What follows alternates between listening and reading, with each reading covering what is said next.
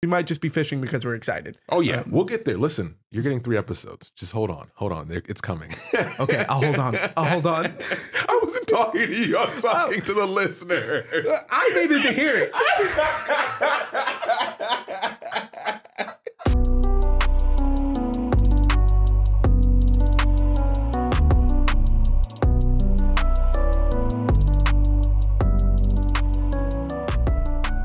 Welcome to Casuals of Runeterra, another special episode. We told you we would be back. Arcane recap for episode 4. I'm your host, Ryan, here with your other host, Hetch. Calm down. I'm not a host. I'm not a host. I'm a conductor. Conductor of the hype train. I've said this before, Ryan. Pay attention. We're going to go into housekeeping. And then we're going to tell you about the madness that got us to where we are today. Oh, God. Housekeeping up top as always. Thanks for listening. You can listen to us everywhere. Visit us at Podcast Core for all of our info, podcastcore.com. And then follow us on any platform you prefer. They're all there. You can send us an email at podcastcore@gmail.com and leave a like, follow, or a short review / comment. We appreciate them always. But the easiest way is to tell a friend to enjoy the day of progress by listening to the Casuals of Runeterra podcast. Yeah, happy Progress Day, everybody. Happy Progress Day. Happy Prog Metal Day. Happy Prog Day. Yeah, email us with your favorite prog metal band. So we're in an interesting situation. This is the first in-person live recording of an episode. We've done over 70 episodes. And life has made it so that we have to be in the same room. Yeah, I broke into Ryan's house. He broke into my house and said, let's record now. Let's do it. And here we are. And then I forced him to get all of the accessories needed. Exactly. But no, as you guys know, COVID's been crazy. Hetch and I live about 45 minutes away. And we usually record via the interwebs, right? It's been great. It's worked out. We have a process. But unfortunately, circumstances have made it so we had to get in the same room, which is great because we love each other. So we're actually sitting across the table. Like this is the actual thing. We're in the room. It's a studio. I told you earlier. It was like this helped me like count my blessings of just like like this year has sucked, but at the same time, like everything still finds a way. Life finds a way. So we're here with one of 3 episodes because Act 2 is out, baby. We'll talk about Riot, making the time different this time. Yeah, we later. have words for you, right? We have words, but we're going to get straight into it. So we got episode 4, and it only makes sense that we start with Progress Day. And we get another number. We love numbers, right? Yes. So 200-year-old Piltover at this point, having a Progress Day. We get a scene with Jace and Heimer. And what are they talking about? So at this point, it's Heimerdinger and Jace both really kind of looking more towards they're ironing out the details as far as like, hey, the Hex tech is working. It's great. We do get Heimerdinger spelling out that Jace has been able to form up the Hex gates, which we know from, especially in lore, that Piltover is one of the richest cities in all of Runeterra because of the Hex gates. So this is the beginning of that, but it's really more of like the ironing out those details of like how dangerous the technology is with how stable Jace and Victor have made it. Exactly. So Heimerdinger is showing more enthusiasm towards his technology while also being like, yo, Jace, like it's time for you to start taking the forefront. And for this old Yordle who's afraid of magic, I'll get over that. He has always been the face of Progress Day, and now it's Jace's time to shine. Passing the baton. So we do get an older Jace here. They have the 5 o'clock shadow. That's bait. That's bait for you ladies out there. We all know it. Hey, and you Ben. Hey, you know what? Not only is it bait, but I would argue that it's simply two-based. It's two-based. It's quite based. And we also get to see Caitlyn here. We see an older Caitlyn. We know the age difference between her and Jace, but she's a cop now. She does mention that part of that was the doing of her mother, who has a lot of influence as being a part of the council. So we get a little bit from there as well. And a shout out to Jace, to Caitlyn's parents being like, "Oh yeah, we're back on the Jace train now." Yeah. Classic high society, right? That's just how it works. Oh yeah, you know, it's you're bringing a bad name to our family? Nope, we never knew you. Exactly. What's that? You created the most fantastical thing to ever happen to economics in the city? We were always behind you. We knew you could do it. Politics, baby. So we get a scene shift after this to some good old Soco operations above ground. That's a huge shift. But specifically, it is shimmer smuggling. We know the importance of shimmer now due to Act 1, and it's starting to gain some traction as far as what he's doing with that underground. We get a scene here where we get a raid on we'll just call it a ship or what do you want to call it? I was just going to stick with like airship. Yeah, an airship. I'm a Final Fantasy nerd. There you go. Yeah, it makes sense. An airship here by some chem punks. We get the name the Firelights, and they're raiding, trying to destroy the shipments of shimmer. So we can get into that later on what that drive is. But the scene that really gets into it here is they're thwarted by Jinx herself. We get our first reveal of Jinx, an older Jinx. Yeah, and it's really important that it's Jinx is the one to put this away, because like the very beginning of this is that Silco's go-to goons that we've seen so far, they are easily handled at the very beginning of this. I mean, the Firelights shut them down. And then as soon as we get into the cargo hold, not only is it Jinx holding down the fort, but it's Jinx holding down the fort in Jinx style. So we get the graffiti, we get bombs, because nothing protects explosives better than other explosives. And then so I like to put my fireworks next to my gasoline. Hell yeah, brother. But, so the whole cargo gets blown up. Jinx pops out, ends up apprehending one of these firelights, and the firelight she apprehends turns out to be a young girl. Yes. With pink hair. And Jinx has a nice little flashback to episode 3 of her fallout with Vi. Yeah. She's clearly doing okay. That's a lie.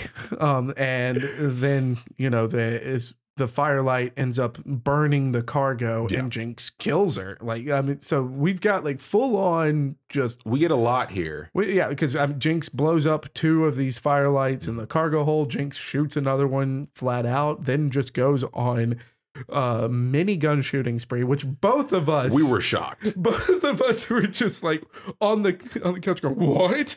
So yeah, this is a moment we get to talk about the direction choice for how they're representing Jinx in her scenes, which is very interesting because they're doing it in very like chopped fashions, where her reaction to what's going on in reality versus what's going on in her head is represented with these disjointed jumping of frames. So at one point, she's always interacting with the characters in the scene, but when she's the focal point, you get these chopped pieces of going from scene to scene, which really does a great job of representing how unhinged she is, but she's still kind of in the moment. So think about like an animal or a predator who's naturally reacting to things, but also you have this mental jumbled person and you get that sense of bouncing back and forth. And it is unsettling because, like we mentioned, that minigun scene where she snaps back to reality and her first response when she's paying attention is to pull out the minigun. It works because of how it's shot. Yeah, I mean, it's because the whole purpose of it is to show just how unstable she is, because we all know Jinx, the character from League of Legends, is not there. So we have to figure out how a Jinx who's there gets to that point, and that's really what shows here. I am interested to see if we're going to see more of the Firelights, because we do get one survivor of this raid crew, and we know that with chem punks and especially with hoverboarders, Echo might be involved. But we have no idea at this point if Echo's involved yet. But it feels like that's the setup. Yeah, it's got to be, right? Yeah, it makes the most sense. We might just be fishing because we're excited. Oh yeah, we'll get there. Listen, you're getting 3 episodes. Just hold on, it's coming. Okay, I'll hold on. I wasn't talking to you. I was talking to the listener. I needed to hear it. So the next scene we get Jace and Victor again. And this point we have Heimer kind of talking to them about, hey, it's progress day. You need something to show. What do you have for me? And they said, we've made Hex Tech more stable in the form of Hex Tech gemstones. So I won't go into market analysis here, but to take something powerful and to make a consumer version of it is very great for the market, for the corporate interests. I'm dropping that here for a reason. And that's very enticing. But Heimer has a comment, which we expect from Heimer as we know him as a character right now, is he says, this is awesome. Can't wait to reveal it in 10 years. In 10 years. So the 10-year thing is very important here, not only because of the corporate things that you stated, but one of the things that we see here, but it's not pointed, it's not highlighted yet, is that Victor's not doing hot. Like, Victor's body is clearly deteriorating. Yeah. Goodness. It's a hard word. I'll learn to speak one day. And 70 episodes later. But as the moment that Heimerdinger puts on that time frame of, you know, making sure that you're doing enough research and assuring the safety of people, Victor is immediately like, yo, what? 10 years? No, absolutely not. And but before he's saying that, we get to see the bags under his eyes. Yes. He's moving slower. He's slower to get his cane. And that's important as far as seeing that transition. We know what transition is going to happen. Yeah. For anyone who doesn't play the game, hasn't listened to our episodes or know the lore, it's important. You're going to want to remember Victor's deteriorating health. For a little bit more, listen to our Victor episode. That's a great way to understand where we're coming from, why this is an important tell. And the best part of this whole reveal of the Hextech gem technology is the demos they have. Because the demos they have, one is a big gauntlet. Weird. They haven't shown any character that would use a big gauntlet yet, have they? Not yet. We'll get there. And then we also have this kind of automated laser. Yeah. And Jace mentions as far as mining, which a guided laser would work there. But it's also important as far as with character lore. Yes. If you want to jump ahead to that, go back and listen to our Vi episode. But that laser is going to be something that's very important to Victor later on. And a shout out to all the people on Twitter who have been so excited for how thirsty they are for Victor. I'm sorry for you guys. I'm sorry. The thirst traps. They're all over the place in this show. Mel's still the best waifu. So we move on to Caitlyn doing the beat cop thing. So she's not the Sheriff Caitlyn we know yet. She's the Caitlyn that's just getting started. Yes, her mom got her in the door, but she's still working hard. And that's cool to see that side of her character more, because we didn't get much of her in Act 1 due to, plenty of other characters taking the spotlight. But we get to see her kind of at the scene of the crime trying to put it together herself, right? And that's just kind of a scene to more, I guess, flesh out her character a bit. Yeah. I mean, it's really there to kind of set up that Caitlyn she's a born detective. Yeah. And we know from her character in League of Legends that the detective work is what she truly takes to. And in the game, her greatest case is tracking down Jinx. Yep. So this is the very beginning of her tracking down Jinx, because one of the things that she's taken photos of is the graffiti Jinx leaves behind. Yeah. But the most important thing she finds here is a wounded villain. Yes. And it's one of the goons of Silco's that got shot by Jinx. So Jinx is someone I'd want behind me while, administering cover fire. Totally. But we have one of Silco's wounded goons here, and this is important because the first thing that we get is that the reveal that Caitlyn is not supposed to be on the crime scene. Yes. And the second thing we get is the return of Marcus. So Marcus, which was our hothead from Act 1, he's now a little bit older, and he has been promoted to sheriff. Unfortunately. So he's the one that he has jurisdiction over the crime scene. Yes. He basically calls out Caitlyn of like, I don't care how rich your family is. You're a beat cop. Do your job, which is totally fair. But an important thing is seeing this Marcus. We don't see Vi. We do not. He saved Vi from Silco, but we don't see a long time Vi. ago. That was a long time ago. And we're not going to see her yet because we leave that crime scene and we hop straight into the Undercity. And boy, has the Undercity changed. The drop is a nightclub now. For Vander. Things have moved forward. You know, we live in Atlanta and this happens all the time, but we won't go there. So we get the nightclub, and the main point of this scene is actually to see the relationship between Soco and Jinx at this point. We know that Jinx has been taken into his custody in a way of like, you're now a part of my gang. And he's kind of asking her, hey, what went wrong, right? And because Jinx isn't a normal you know, I don't want to use that term. Jinx is having issues at the moment. The way she communicates is very unique, right? Like, once again, we're getting these jump cut scenes with her bouncing around while Soco is still. And Soco also hands her this needle during their conversation, which she uses to inject shimmer into his eye. Just a slight amount of shimmer, but it's a moment of vulnerability we don't see Soco have with any other of his goons or subordinates. Yeah, that's a very interesting scene as far as, because one, I'm not going to pretend like I know what was happening there. What the hell? Keep needles away from eyeballs. It's a unique scene. Like, it's very smart in what it's portraying. Yeah. Oh, hey, hi. But we're definitely getting to see more of like the beginning, I guess, of a father-daughter dynamic, because there is a lot of like the physical intimacy. Yeah. And it's not like it's not sexual. Creepy. It's not creepy. At no time do I get that vibe, but we get like Jinx really trying to like cuddle with Silco, just like, you know, how a daughter would run to a dad after a bad day. So we get to see a bit of that. Remember, in her mind, Vander's gone, Vi's gone, so all she has is Silco. Because remember, Silco and Vander going back were best friends essentially. Yeah. So it's very natural. This is good writing. This is good writing paying off. Yeah. It's good and it works. Of course, for me, I'm ecstatic to announce that the goon lady who got her arm blown off in episode 3, who has been here since episode 1 in the background, finally gets a name. Yeah. All right. So Savika. Yeah.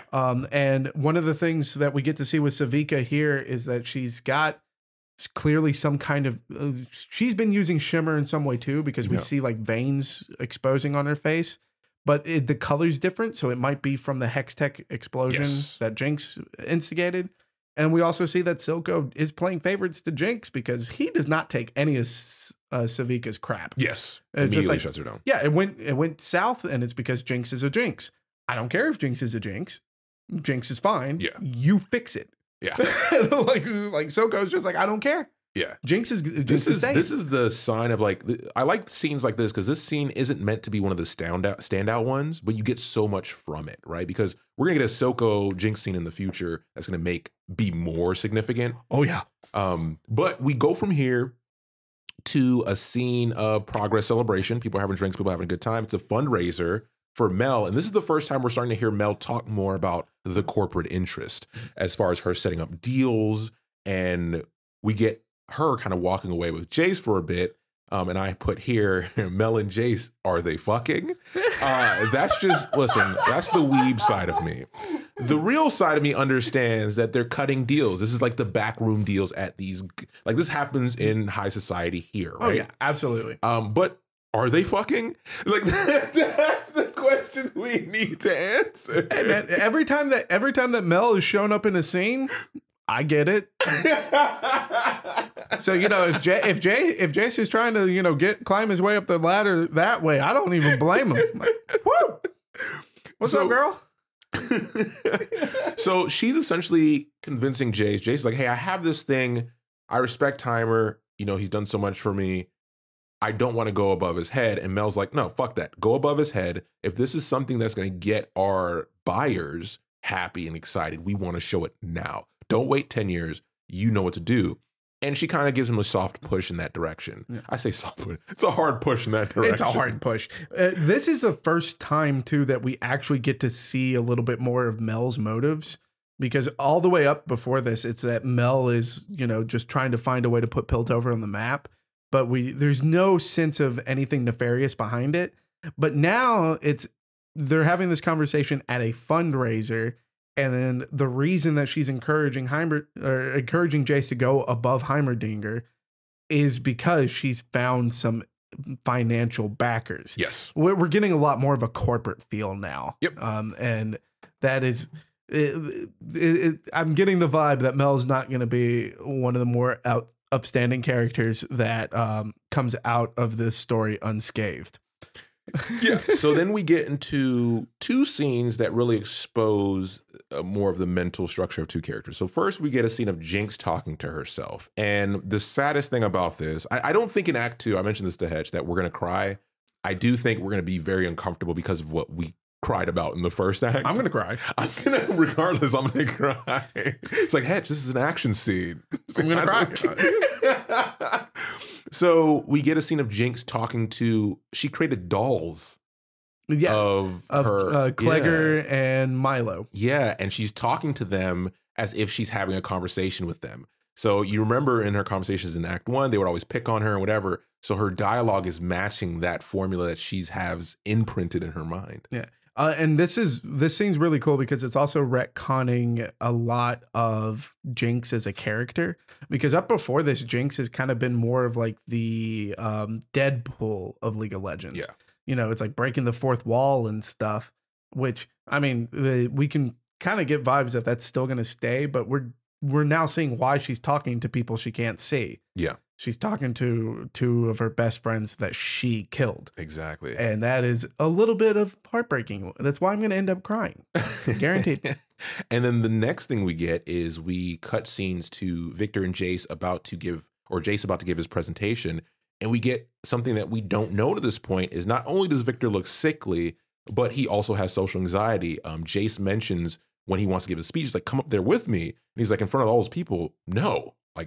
And we don't really know in any of Victor's, like, you listen to our Victor episode, none of his lore, none of the stories really talk about that part of him, which is a very human part of him, which is important right now. You thirst trappers, it's coming. But it's coming. The great evolution. Yeah, but we get that, which is cool. And then we get Jace's speech. And Jace's speech surprises us because Jace decides to heed Heimerdinger's sense of caution, and with this opportunity and the green light from Mel to go ahead and tell all of these investors, hey, here's their new shot into the future with Hextech, he decides, hey, we're going somewhere great and we can't wait to show you. We can't show it yet. And this is very important because this is Jace's family's first chance of like truly getting into the limelight, because he comes from a lesser known house. Yep. They've got his family crest in the background, which is a hammer. They've got, he's even saying like, my family, we didn't come from a lot and here we are, started from the bottom. Now we're here. So, I mean, of course, if you came from nothing, you really want to give something that stands out. Yeah. And the other thing that's important here is that Mel is very clearly upset. Yeah. And we're probably going to start seeing a lot more friction between these two. If it's the kind of friction that we thought it was during the fundraiser is yet to be seen. It's yet to be seen, but we're like Mel was ready for him to go ahead and throw that technology out there. And the other thing that we see, and it's very brief, but it is important, is it's one of the only times that the camera goes back to Victor, is him in the background waiting to unveil this technology. And then he's like, wait, what? Yeah. Like, so clearly Jace went with his gut on this one, and there's a few people not happy about it. Yeah. But the technology ends up getting out there. And the way that it gets out there is Caitlyn's going to be the one to find out, because we go to her trying to hang out with some beat cops. Yeah, she's trying to hang out with some beat cops instead of actually being at the presentation, which is interesting because she would have access to that if she wanted to. But we found out earlier in the episode, she's very serious about her work, and she sees a fire off in the distance. And that fire turns out to be very important because she goes to seek out what's the cause of it. And they get lured in by what feels like a child trapped that wants to be rescued. And it turns out to be one of Jinx's contraptions. Oh boy, that's a lot of bombs in there too. Listen, we've said it before in episode 3, our Arcane episode 3. Check that one out. Listen, explosions matter in this show. Bro, explosions really do matter too. Holy crap. So we get a big boom, and all the cops that went along with Kaitlyn essentially die. Like we get confirmation later, they die off screen. Kaitlyn is injured, not severely, but she is injured. And that's when she gets a glimpse through her, you know, kind of fatigued after post-explosion of Jinx walking away with something in a bag. I call that the concussed vision. The concussed vision, there you go. Yeah, like, because it's all foggy and stuff. The Pokemon player reveals himself as he wears a Pokemon shirt sitting across from me. Now, as far as with this, I think the most important thing with this whole first act of terrorism, because this is clearly going to be like Caitlyn's, you know, catalyst for I'm going to find this bomber. Yeah. And we know that Kaitlyn and Jinx, they are at odds 100% of the time.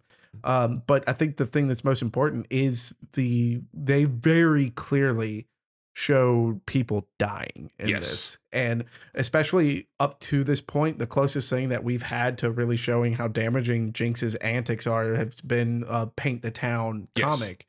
Which we did an episode on, but even in Paint the Town, there's all these cartoonish antics of how no one dies. But how can you be a terrorist unless you're causing like serious damage to life? Exactly. And the flow of life. This is it.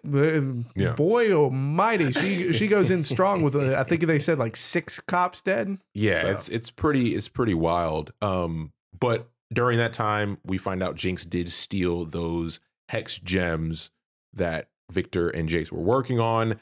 And then we go right into politics. Now, this is a point where we want to spend a little bit of time on because this is the first scene we get, which is essentially all of the prequels of the Star Wars series. So everything.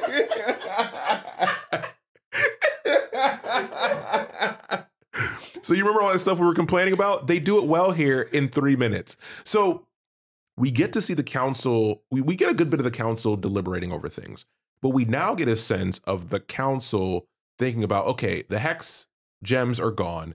We have these corporate interests. We can't stop production because you have all these different viewpoints. Jace is like, I want to do what's best for everyone. And they're like, yeah, but that's not corporate interest, Jace. Yeah. And then they throw the wrench in there of not only trying to persuade him being the, you know, he's the leading guy here, but they also say, what if you were on the council, right? They derail him with that to then help bring him into their interest, which is corporate interest. And this back and forth is great. The way it's done, it's very quick. And you get those cuts of, okay, Heimer's also there. And Heimer feels 2 ways about it because he thinks Jace deserves to be on the council, but he also knows that Mel's interest is different from his, and he wants the safety of people because of the 10 years comment earlier. And Heimer's been the most outspoken as far as how afraid he is of Hextech. So, and the fact that Jace starts this whole conversation with even leaning more towards Heimerdinger's kind of side, I guess. His stance. Like, he has the same stance. He's leaning more towards it. Of just like, let's shut it all down because it's not safe. And to be honest, Heimerdinger gets played here. Yes. Because we're part of the thing that we're seeing with the corporate interest sides. We're saying corporate interest because it's, in America, that's how we understand it. Yeah. But one of the things we see is that I haven't caught a name for him yet. If someone out there has caught it, hit us up. You're talking about the robot guy? No, the dumb guy. The first time that we're really seeing him not put in a stupid light is with Jay saying, let's shut everything down. And he still has his toy that he got from Mel. He's playing with his toy. And he's like, hey, so what? We're going to shut all this down, and all of the wine that my company is taking up to trade with the Noxians, I'm going to trade it as vinegar. We get a Noxian message. I mean, that kind of goes more into like the vein of like the council interests are different than the interests of people. Yeah, you have trade, you have corporate, you have, because, you know, the Noxians aren't really seen in a bright light to most of Runeterra. Yeah. But then Heimerdinger gets played because this is clearly all in Heimerdinger's camp. Yeah. And the way they derail him is by giving Jace the seat. And it's like, hey, not only does Heimerdinger think that Jace belongs in the seat, But Medarda is like, no, this belongs, like, this should be held responsible by someone who understands it and who understands the science behind it. So who better than the scientist that made it? Exactly. What qualifications does he have? Well, he's already a scientist, much like our Heimerdinger. Oh, played. Got him. Absolutely played. And all this is done within like 3 minutes. Yes, it's a very good scene. So again, someone go ahead, clip that, put it on YouTube, send it directly to George Lucas, and we will bring it up again until we receive a public apology.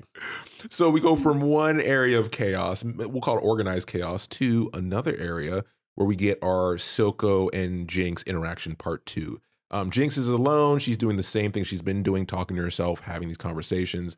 Soco shows up and gets her attention after she's blasting music. And essentially, she's having her own mini progress day because she's done something she's proud of. Soco doesn't know this yet.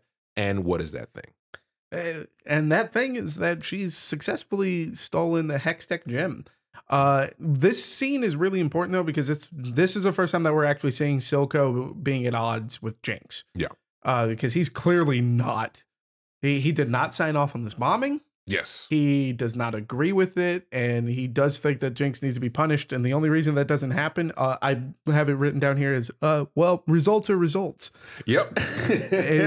and he has been, because the first time that we see him, he's complaining about how much further Piltover's advanced thanks to Hextech. Yes. And now he's run out of shimmer because everything burned up, and he's trying to rebuild this. The smuggling trade went south because of Jinx. So he's giving us this vibe that he's at the end of his rope. Yeah. And Jinx gives him a lifeline. Yep. And he may not agree with how she got the lifeline. But results are results. But results are results. Shout out to Riot using the music, because she's playing the same music out of the record player as she was playing out of the busted one from the last drop in Act 1, which is the song that was her music video when she was announced as a champion. Which was made by this company who's animating Arcane right now. So, shout out to using that and improving it, because it's like her station in life is moving up. That scene's really cool, combined with the Looney Tunes antics of Silco trying to get her attention. It's very well animated. And once again, it still fits that model of these disjointed frames that we get. And then we get to the kind of wrapping up here. Wrapping up, this is the ending. We get a scene of Caitlyn injured, but still jacked. Listen, that's the first thing I said to Hedge. I was like, ooh, she's in shape. He got heated. I know, right? Ryan was like, hang on, I need a second. we had to rewind it and pause it. It was weird. But no, she's, kind of injured, but she's a hard worker, which we've gotten in many scenes. And she's still trying to piece things together. And she's finally found a gap, because as Silco was concerned, that explosion put them on the map in a way that he didn't want. And she's caught on to the scent. And Jace, now with a new twist to his motivation as a council member, is trying to get her to join him as part of his official guard, because he informs her mother has removed her from the force after that incident. And she immediately is like, I have no time for that. That's not what I want to do. I'll be behind a desk. No, thank you. Listen to what I have to say or get out. Yeah. And this scene is so much deeper than what everything really points at, too, because it's showing the nature of Caitlyn as a person, because Caitlyn is put into the game as the detective. Yes, she's a sheriff of Piltover, but it is her work as a detective that got her into that station. And this is the first time that we're really seeing it. And I mean, her crime map is legit. Yeah. And put Charlie Day would be proud. Charlie Day would be proud. Pepe Sylvia, eat your heart out. So one, that's already legit, but then it's also like Jace trying to be like, okay, let me soften the blow that your parents are trying to take you out of the police force. And her response to that is, nope, I just got to figure out how to make Marcus pay attention to what I got. Yep. Because I know if I can make him pay attention, then we can stop this bomber. Like, for Caitlyn, it's not like she's never given off in this scene a sense of of her own pride, Yeah, or her she's own genuine. ambition. It is a genuine desire to catch who did this. Yep. And that leads her looking to her map, searching for ideas, and remembering, oh, right, we got a prisoner. Yeah. So then we get our first look at the Alcatraz of Runeterra. Yeah, Alcatraz, Guantanamo Bay. Listen, we got a bunch of them in our history, but they have one as well. And she gets there. She wants to see the guy that they end up bagging against her will. Remember, Marcus made that decision. And he says, well, his jaw's kind of wired shut at the moment, not by choice. He got in an altercation, and then we find out who that altercation was with. Hetch, do you want to... I mean, is this a surprise? What are you doing?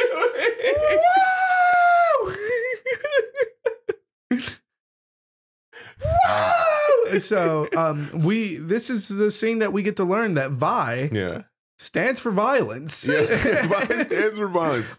I really like the build up to this scene because it really... my first thought when they're showing these clips of the prisoner getting his face beaten in with a meal tray is that Soco silenced him. Yeah. Because, I mean, if I was some crime mob pen, if one of my lackeys gets pinched and he knows too much, I'm taking care of him. Exactly. All right. I'm taking care of him with a loyal guy. That's too official, just but serving. let's keep going. Forget about it. It's business, Ryan. It's business.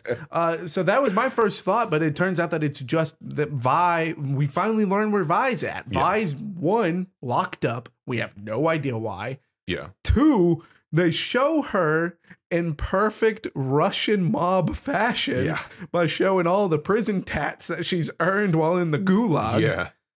So she's been there a while, clearly. Yeah. And three, she did it just because, oh, I remember you. You were there the night Vander died. Yep. Like, it was clearly just a personal thing for her. And she's then shown just punching a concrete wall with their fists like a sane person would do. There's a lot here for us because obviously we've done a Vi episode. Go listen to that. And this is a gap in between some of that to be like, hey, we went from someone who was taken in as a civilian during an incident that has now been in prison for enough time to have a lot of Russian prison tats and to be punching a wall and be hardened, more hardened than she was before. So obviously we're going to find that out soon. Yeah. And that go listen to our Vi episode because this episode of Arcane does a lot to really derail what the lore of Vi is because we know from the spoilers for the Vi episode, I'll give you 1 second. So that we know that Vi in the lore got her gauntlets from taking out a gang of like miners gone rogue. Yeah. But in this episode, we see that Jace and Victor create Vi's gauntlets, not some miners using it somewhere deep underground. Yeah. We also know from that episode that it's Vi putting down those ruffians is what catches Caitlyn's attention. But now Arcane is showing us she got locked up somewhere between Marcus saving her from Silco to now. And that's where Caitlyn finds her, is in the joint. So Arcane's now got a lot of questions to answer, and I can't wait to see them answer it. Exactly. And we'll find out soon in the next episode. So thanks for listening as always, and we'll be back soon with the next Arcane episode. Take care, everybody.